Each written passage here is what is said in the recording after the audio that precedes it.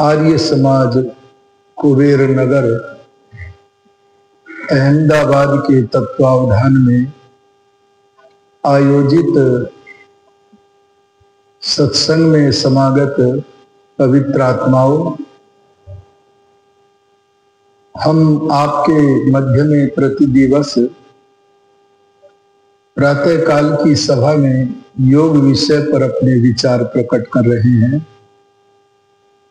हमने योग दर्शन के पहले सूत्र के माध्यम से जाना था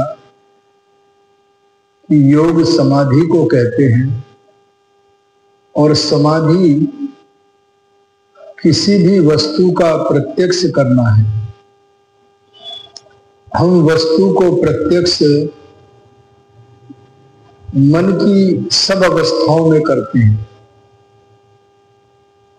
चाहे मन चंचल हो या चंचल ना होकर एकाग्र हो, कहीं थोड़ा तो कहीं अधिक वस्तु का प्रत्यक्ष होता ही है।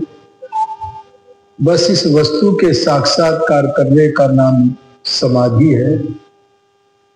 लेकिन योग तो तभी माना है महर्षि व्यास जी ने जब मन एकाग्र होता है और निरुद्ध होता है। दूसरे सूत्र में हमने जाना था चित्त की वृत्तियों का निरोध योग है, अर्थात जब मन में मूढ़ता हो, अत्यंत चंचलता हो या वह सात्विक अवस्था हो कि जिसमें कुछ रजोगुण के कारण चंचलता भी हो, विक्षेप से बाधित जो सत्वगुणी अवस्था है, इन तीनों अवस्थाओं में योग का गंध भी नहीं आता है। इसलिए योग की दो अवस्थाएं हैं। एक अवस्था है एकाग्र, इसमें आत्मा और प्रकृति से लेकर पृथ्वी पर्यंत सब वस्तुओं को जिनको जानना चाहता है उसका ज्ञान कर लेता है। इसे कहते हैं संप्रज्ञात समाधि। और जब मन में एक भी वृत्ति नहीं रहती, अर्थात मन से आत्मा अपने को पृथक करके उसे विश्राम देकर स्वयं परमात्मा से संपर्क साधता है, उस मन की निरुद्ध अवस्था में परमात्मा के साक्षात्कार करने की स्थिति का नाम है असंप्रज्ञात समाधि। तृतीय नियम, तृतीय सूत्र में हमने जाना था तदा द्रष्टु स्वरूप अवस्थानम। जब योग सिद्ध हो जाता है तब क्या होता है? तो कहते दृष्टा अर्थात देखने वाला जो आत्मा है उसकी अपने स्वरूप में अवस्था हो जाती है। वह अपने आप का संपूर्ण बोध प्राप्त कर लेता है। वह जान लेता है मैं अपरिणामी हूं, मैं चेतन हूं, मैं किसी में घुलता मिलता नहीं हूं। ऐसा अपना ज्ञान और अपने से पृथक मन का भी ज्ञान कर लेता है। यह सिक्के का एक पहलू महर्षि व्यास जी ने हमारे सामने रखा, तो इसके सिक्के का दूसरा पहलू महर्षि दयानंद ने रखते हुए अर्थ किया। तब दृष्टा अर्थात आत्मा स्वरूपे परमात्मा के स्वरूप में अवस्थित हो जाता है। अर्थात अपना ज्ञान करना ही हमारा केवल प्रयोजन नहीं है, बल्कि योगी का प्रयोजन जहां आत्म ज्ञान करना है वहां परमात्मा का प्रत्यक्ष करके उसके ज्ञान और आनंद से आनंदित रहना भी। चौथा सूत्र महर्षि पतंजलि जी ने कहा था वृत्ति सारूप्यम इतरत्र। जो योगी नहीं है वे लोग जैसी उनकी वृत्ति होती है वे वैसे ही अपने को अनुभव करते हैं। किसी का मन कामी है तो वह आत्मा अपने को कामी समझता है, किसी के मन में क्रोध की वासना है तो आत्मा अपने को क्रोधी समझता है। माने अपने साधन जो है मन आदि, उनके भीतर जो दोष है उन दोषों को अपने में आरोपित कर लेता है। कौन कर लेता है? जो अयोगी है, सांसारिक है, संसार के भोगों में लिप्त है, आसक्त है। लेकिन जो योगी है वह संध्या में तो प्रभु के आनंद को लूटता ही है, उसके ज्ञान में गोता लगाता ही है। लेकिन संध्या से, समाधि से उठकर अपने व्यवहार काल में जब मन की वृत्तियां व्यवहार के लिए उठी हुई होती है, उस व्युत्थान काल में वह शांत रहता है। आप महर्षि दयानंद जी को देखो, एक व्यक्ति को एक बार एक नगर में काला मुंह किया, जूतों की माला डाली, गधे पर बैठाया और पट्टिका लगा दी दयानंद सरस्वती। तब एक व्यक्ति ने सोचा कि देखे आज महर्षि दयानंद किस स्थिति में है, इस अपमान के कारण उनकी शांति भग्न हुई है या नहीं हुई है। जब वह व्यक्ति महर्षि दयानंद जी के समीप उस उद्यान में पहुंचा जहां महर्षि दयानंद जी टिके हुए थे, तो देखा कि महर्षि दयानंद जी अपने चेहरे पर भगवान की प्रसादी लिए हुए घूम रहे हैं। भगवान की प्रसादी जिनके चेहरे पर है, ऐसे महर्षि दयानंद से पूछा और कहा कि स्वामी जी, आपके चेहरे पर ये आज प्रसन्नता कैसे परिलक्षित हो रही है?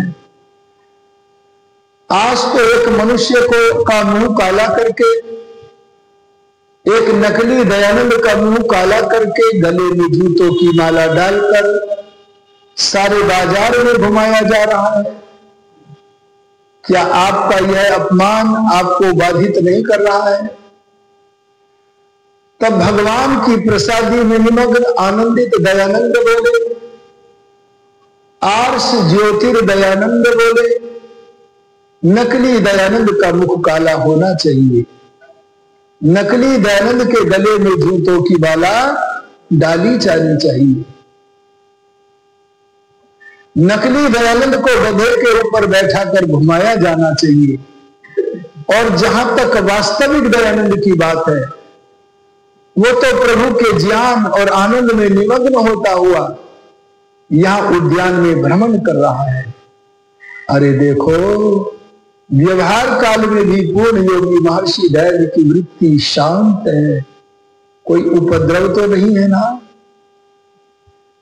ऐसा व्यक्ति विद्या से प्रकाशित होता हुआ, धर्म पर आरूढ़ रहता हुआ, कर्म करता हुआ, धार्मिक कर्म करता हुआ, विज्ञान का प्रकाश करता हुआ अपने व्यवहार काल में बना रहता है। अब आगे जिज्ञासा होती है कि यदि चित्त की वृत्तियों के रोकने का नाम क्या है, तो हमें जानना चाहिए कि वृत्तियां क्या है। मैं पहले के उपदेशों में आपको बता चुका हूं, वृत्ति का अर्थ है मन की क्रियाएं। याद है ना? मन के जो व्यापार हैं, मन के जो कार्य हैं, मन की जो वृत्तियां हैं, उनका नाम क्या है? उन्हीं को वृत्ति कहते हैं। मन की क्रियाओं को वृत्ति कहते हैं। अब वे वृत्तियां कितनी हैं?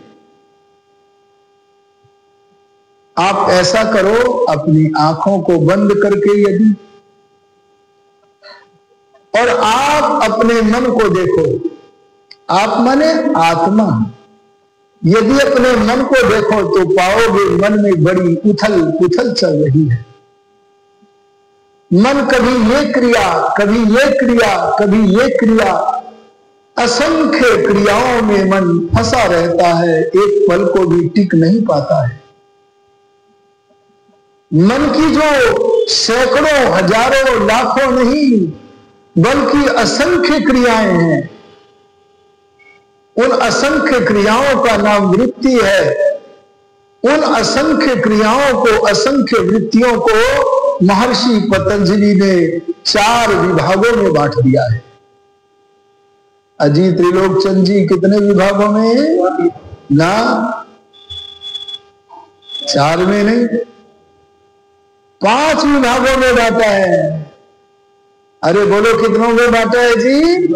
बस अगर महर्षि पतंजलि कहते हैं कि संसार के मनुष्यों की जो असंख्य वृत्तियां हैं, असंख्य मन की क्रियाएं हैं, उन असंख्य क्रियाओं को यदि हम सबको समझना चाहते हैं तो उन्हें 5 विभागों में बांट दिया है, 5। और उसके लिए सूत्र बनाया है।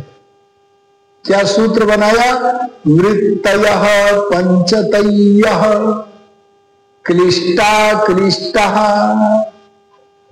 वृत्तियां पंचतयः 5 प्रकार की होती है।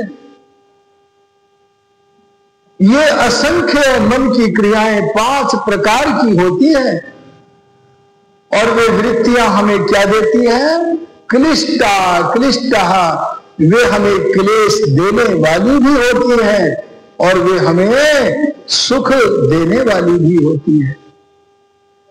अगर अधर्म युक्त क्रियाएं हैं तो वे हमें दुख देवेंगी, और अगर धर्म युक्त क्रियाएं हैं तो बोलो वे हमें सुख देवेंगी। आप इसका व्याख्यान स्वयं कर लीजिएगा।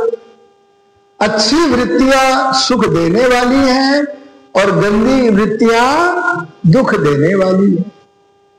अब ये जो 5 प्रकार की वृत्तियां हैं, इनके नाम क्या हैं? तब अगला सूत्र महर्षि पतंजलि जी ने बनाकर हमारे लिए दे दिया और कह दिया प्रत्यक्षानुमान। उन्होंने कहा प्रत्यक्षानुमान आगमः प्रमाणानि। क्या कहा कि सबसे पहले तो आप पहली वृत्ति को देखो। उन्होंने पहली वृत्ति कौन सी बताई? वृत्तयः पंचतयः क्लिष्टा क्लिष्टा। 5 प्रकार की वृत्तियां हैं। तो कौन कौन सी? प्रत्यक्ष, न प्रमाण, विपर्यय, विकल्प, निद्रा, स्मृतयः। ये है 5 वृत्तियां। कौन कौन सी हैं जी? प्रमाण, विपर्यय, विकल्प, निद्रा, स्मृतयः। ये सूत्र बना दिया। इससे क्या पता लगा? एक वृत्ति के प्रकार का नाम क्या है? प्रमाण। दूसरी वृत्ति के प्रमाण का नाम क्या है? विपर्यय। तीसरे विभाग का नाम क्या है? विकल्प। चौथे प्रकार की मन की वृत्ति का नाम क्या है? निद्रा। और 5वीं क्या है? स्मृति। इन 5 प्रकार में वृत्तियां जितनी भी असंख्य है, सारी की सारी आ जाती हैं। कोई छठे विभाग को बनाने की आवश्यकता ही नहीं है और 4 विभागों में सारी वृत्तियां आ नहीं सकती हैं। इसलिए अनुसंधाता, साक्षात्कारकर्ता ऋषियों ने इन 5 विभागों में मनुष्य के मन की सारी वृत्तियों को समाविष्ट कर दिया है। इनमें पहली वृत्ति का नाम क्या बताया है? प्रमाण। अरे बोलो क्या बताया है? प्रमाण किसे कहते हैं? हमने बाल्यकाल में एक प्रमाण की परिभाषा में वाक्य पढ़ा था, प्रमाकरणम प्रमाणम। यहां प्रमा शब्द का अर्थ होता है ज्ञान। अरे बोलो क्या है? ज्ञान। आपके जो जानकारी करना चाहते हैं, आपका जो प्रमेय है, अरे जानने के योग्य कोई वस्तु है, उस प्रमेय का, उस जानने योग्य वस्तु को जानने का जो साधन है, उस साधन का नाम क्या है? प्रमाण। बताओ यह क्या वस्तु है? मोबाइल। यह वस्तु का ज्ञान आपने किस माध्यम से किया है? ना, ज्ञान तो हुआ है, ये ज्ञान आपको किससे हुआ? किस साधन से हुआ? इसका ज्ञान आपको हुआ आंख से। अरे बोलो किससे हुआ? तो आंख क्या है? प्रमाण। अरे बोलो क्या है? अच्छा, मैं शब्द उच्चारण कर रहा हूं, आपको मेरे द्वारा उच्चारण किए गए शब्दों का ग्रहण हो रहा है कि नहीं? ठीक है, बुद्धि से भी ग्रहण होता है, लेकिन आपके पास ये कानों के द्वारा इनका ज्ञान हो रहा है, क्योंकि श्रवणेन्द्रिय कानों को श्रवण करती है। तो श्रवणेन्द्रिय क्या हो गई? साधन। प्रमा का साधन माने प्रमाण। अरे मैंने अपने कानों से सुना है, मैं प्रमाणित करके कहता हूं ऐसा कहा गया था। एक पुष्प होता है गुलाब का पुष्प। आप गुलाब के पुष्प का ज्ञान आंखों से भी कर सकते हो, पर उसके गंध का ज्ञान किससे करोगे? कल्पना करिए कि मैं कहूं आपसे, आप अपनी आंखें पूरी तरह बंद कर दे। आपने नेत्रोन्मीलन कर दिया। आंखों को बंद करने के पश्चात अगर मैं आपकी आंखों के सामने ना, आंखों के नहीं, आंखें तो बंद है, नासिका के सामने अगर कुछ समय के लिए गुलाब का पुष्प लगाऊं और आपकी आंखों को खोलने से पहले वहां से पुष्प कहीं हटाकर दूर कर दूं और फिर आपसे पूछूं कौन से पुष्प का गंध था, तो आप क्या कहोगे जी? अगर आपको पहले से गुलाब के गंध का ज्ञान है, अगर आपने पहले गुलाब के गंध का ग्रहण किया हुआ है, आपने उस गंध के ज्ञान को अपने मन के कोने चित्त में पहले से धरा हुआ है, आप गुलाब के गंध के ज्ञानी हैं, तो आप उस ज्ञान के आधार पर अपनी घ्राणेन्द्रिय से, नासिका इंद्रिय से, बिना आंखों से देखे उस गंध के द्वारा बता दोगे कि ये गंध तो गुलाब पुष्प का है। बोलो, ये गंध गुलाब पुष्प का है, इसे बताने का साधन कौन है? नासिका। ये क्या है? प्रमाण। अगर आपने कभी पहले आंवला खाया है, आंवला में तो सारे रस होते हैं केवल लवण को छोड़कर, और अब मैं अगर आपके मुख में आंवला रख दूं तो आप आंवले का स्वाद अगर पहले से जानते हो तो बोलो, आपका जो रसना इंद्रिय है वह ज्ञान करा देती है, बोध करा देती है कि यह रस आंवले का रस है। अर्थात इंद्रियों के द्वारा, इंद्रिय रूपी साधनों के द्वारा, इंद्रिय रूपी माध्यमों के द्वारा जो ज्ञान होता है वे इंद्रिय क्या है? प्रमाण। ये तो बाहर के प्रमाण हो गए। आप शरीर के भीतर में कुछ जानते हो कि नहीं जानते हो? अरे बोलो जी। अगर आपके पेट में दर्द होने लगे थोड़ा थोड़ा, तो आपने उस दर्द को आंख से देखा क्या?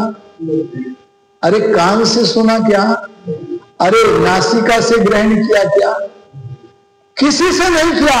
अगर हमारे पेट का दर्द आंखों से दिखता होता तो चिकित्सालय में जाने पर हमें डॉक्टर को बताना ही नहीं पड़ता कि मेरे पेट में दर्द हो रहा है, तो डॉक्टर देख करके ही बता देता इस रोगी के पेट में दर्द है, लेकिन आंखों से दिखता नहीं, लेकिन उस दर्द को हम देखते हैं किससे? अंदर वाली इंद्रिय से। अंदर वाली इंद्रिय को बोलते हैं अंतःकरण। अंत माने भीतर का साधन। क्यों जी? मन से पता लगता है। ऐसे कई सारे भीतर के ज्ञान हैं जिनका पता अंतःकरण अर्थात मन से लगता है, और बाहर की बातों का ज्ञान किन माध्यमों से होता है? बाह्यकरण अर्थात ज्ञानेंद्रियों से होता है। इससे पता लगा हमारे भीतर के ज्ञान और बाहर के ज्ञान कराने के जो साधन है, उन साधनों का नाम बोलो क्या है? प्रमाण। आ गया जी समझ में? अब ये प्रमाण भी 3 प्रकार के होते हैं। वैसे 8 प्रकार के भी होते हैं, पर मैं 3 प्रकार के योग दर्शन के आधार पर बताता हूं, क्योंकि 8 प्रकार के प्रमाणों का समावेश इन 3 प्रमाणों में भी हो जाता है। और वे कौन कौन से प्रमाण हैं? अभी हम विपर्यय, विकल्प, निद्रा, स्मृति इनकी चर्चा नहीं कर रहे। अभी हम पहला जो प्रमाण नाम की वृत्ति है उस पर विचार कर रहे हैं। अब महर्षि पतंजलि जी ने प्रमाण वृत्ति को समझाने के लिए, अरे मन की प्रमाण नामक क्रिया को समझाने के लिए प्रमाण क्या है इसके लिए एक सूत्र बनाया। अब प्रमाण को समझ लो आप। क्या कहा? प्रत्यक्षानुमानागमः प्रमाणान्। प्रमाण 3 प्रकार के होते हैं। अरे बोलो कितने प्रकार के? कौन कौन से? प्रत्यक्ष प्रमाण, दूसरा अनुमान प्रमाण, तीसरा शब्द प्रमाण। अब ये प्रत्यक्ष प्रमाण क्या है, इसे हम अच्छी तरह से जानना चाहते हैं। न्याय दर्शन में एक सूत्र आया है। क्या सूत्र आया है? इंद्रियार्थ सन्निकर्ष उत्पन्नम। इंद्रिय का अर्थ के साथ, बल्कि प्रारंभ से ले लो, आत्मा अपने मन को आदेश करता है, क्योंकि आत्मा तो राजा है और मन क्या है? मानव प्रधानमंत्री है। इस आत्म राज्य में, अरे जहां आत्मा का राज्य चलता इस जीवन में, आत्मा ने अपने सेवक, प्रधान सेवक मन को आदेश किया। क्या आदेश किया? ए मन, देवदत्त को दिखाओ, देवदत्त के स्वरूप का दर्शन कराओ। अब जब मन को आत्मा का आदेश मिला कि देवदत्त के दर्शन कराओ, उसके स्वरूप जो शरीर का है वह दिखाओ, तो मन अपने अधीन रहने वाली आंख को बोला। अरे बोलो किसको बोला? ए आंख, तू देवदत्त के दर्शन करा। तो आंख बोली, देवदत्त जी तो 1 किलोमीटर की दूरी पर रहते हैं।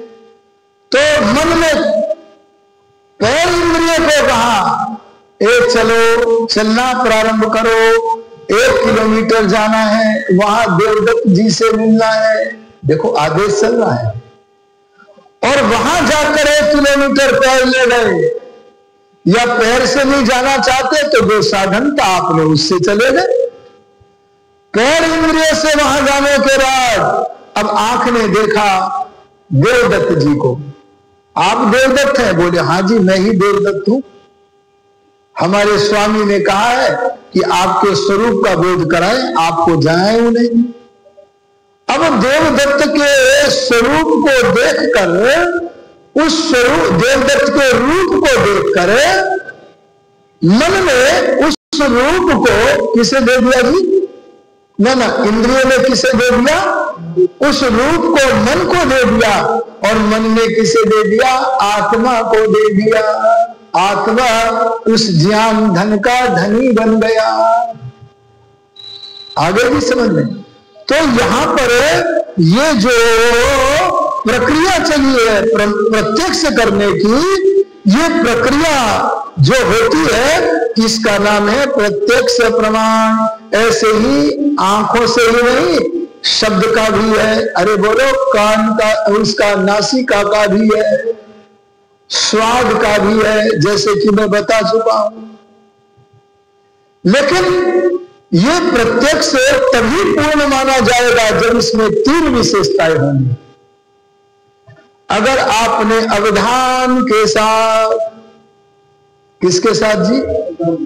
अवधान के साथ अगर प्रत्यक्ष किया होगा तो सही प्रत्यक्ष होगा, और अनवधान दशा में, अरे किस दशा में? नजरअंदाज करने की दशा में अगर प्रत्यक्ष किया होगा तो सही प्रत्यक्ष नहीं किया होगा। इसलिए आपके प्रत्यक्ष करने में 3 विशेषताएं होनी चाहिए। कौन कौन सी विशेषता? अव्यपदेश्यम, अर्थात एक होता है नाम और नामी, एक होता संज्ञा और संजी। संज्ञा माने जिस शब्द से किसी वस्तु का ज्ञान कराया जाता है वह शब्द क्या है? संज्ञा। कल्पना करिए कि मैं आपको कहूं मुझे जल चाहिए, जल प्रदान करें। ये जल जो मैंने बोला मुख से, ये क्या है जी? संज्ञा। आप एक कागज पर जल लिखकर मुझे दे दे, कह लो जी जल ग्रहण करो, तो बोलो जल वस्तु से, जल शब्द से जिस वस्तु का ज्ञान होता है, क्या मैं उस वस्तु का प्रत्यक्ष कर लूंगा? इसलिए कहा नहीं, संज्ञा को जो देखकर संजीव, अर्थात उससे जिस वस्तु का प्रत्यक्ष किया जाता है, अगर उसका प्रत्यक्ष नहीं किया है तो ये भी बोलो प्रत्यक्ष नहीं है। अच्छा आप देखो, हम लोग संध्या किस लिए करते हैं? अरे हम योगाभ्यास किस लिए करते हैं? भगवान का प्रत्यक्ष करने के लिए। अरे बोलो किसका? भगवान का प्रत्यक्ष करने के लिए करते हैं। और भगवान की संज्ञा क्या है? अरे भगवान का नाम क्या है? मुख्य नाम क्या है? ओम। हमने बोला ओम, बोलो भगवान का प्रत्यक्ष हो गया क्या? जैसे जल कहने से, जल वस्तु, जल शब्द से जो वस्तु जानी जाती है, उस जल नामक वस्तु का प्रत्यक्ष नहीं हुआ है, ऐसे ओम नाम कहने से, ओम नाम से जो ओम का वाच्य है, उस वाच्य, उस अर्थ का, उस वस्तु का प्रत्यक्ष बोलो नहीं होता है। अच्छा ये बताओ, ओम नाम है जिस तत्व का, उस परमात्मा का प्रत्यक्ष आंखों से होता है? अरे नासिका से होता है? अरे अपने अपने घर में जाके देखो, आपके कोई घर के परिवार का सदस्य भगवान का प्रत्यक्ष करते समय कहीं ऐसी वस्तु की उपासना तो नहीं करता जो आंखों से दिखती है? अरे तमाम सारे नकली सनातनियों के घर में, अरे तमाम सारे आभासी सनातनियों के घर में, अरे सुन रहे हो कि नहीं सुन रहे हो, उनके घरों में परमात्मा के स्थान पर किसी आकार को बनाकर, किसी प्रतिमा को बनाकर, किसी चित्र को स्थापित करके, आकार को बनाकर, अरे जड़ के आकार को सामने रख के निराकार परमात्मा को प्राप्त करना चाहते हैं। बोलो क्या ये सनातन पद्धति है? अरे मैं कहता हूं, सनातन धर्म को सही स्वरूप को समझाने के लिए इस समय विश्व में हमें ऋषि दैव के रचित आर्य समाज का मार्ग ही सही उपासना पद्धति पर ले जा सकता है। और ये बात ऋषि दैव की अपनी नहीं है। देखो कठोपनिषद के ऋषि क्या कहते हैं, आंखें जिसे देखती हैं वह संसार का कोई भी पदार्थ, कोई भी प्रतिमा, कोई भी चित्र, चाहे गंगा हो, यमुना हो, चाहे सूर्य हो, वह परमात्मा नहीं है, बल्कि आंख जिससे शक्ति प्राप्त करके देखती है वह परमात्मा है। कान जिस शब्दों को सुनते हैं वह शब्द परमात्मा नहीं है, बल्कि कान जिससे शक्ति प्राप्त करके शब्दों को सुनने के में समर्थ है, वह शक्ति देने वाला कानों को परमात्मा है। यही स्थिति सारी इंद्रियों के लिए। तो क्या पता लगा, इंद्रियों से जो ग्रहण किया जाता है उसका नाम परमात्मा नहीं है। भगवान ने तो पुकार पुकार के यजुर्वेद में कहा, क्या कहा? नैन देवा आपनुवन, परमात्मा को ज्ञानेन्द्रिय रूपी देवताओं से प्राप्त नहीं किया जा सकता।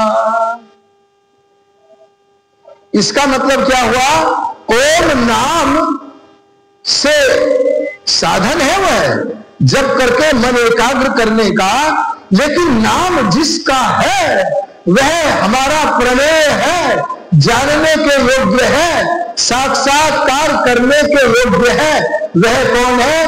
ओम शब्द जिस वस्तु का वाचक है। तो क्या है? आप केवल नाम का ज्ञान करें, जल, इससे नहीं प्रत्यक्ष होगा, बल्कि जल वस्तु से, जल शब्द से जिस वस्तु का ज्ञान होता है वह वस्तु जब आंखों के सामने आएगी उसका नाम क्या है? बोलो, प्रत्यक्ष। समय हुआ, प्रत्यक्ष की भी चर्चा हम शेष रह गई है, बाकी आगे अन्य वृत्तियों की भी चर्चा है, उसकी चर्चा हम कल के प्रवचन में करेंगे। अब नियत समय में अपनी वाणी को विरमित करते हैं। ओम शम जय हो शांति।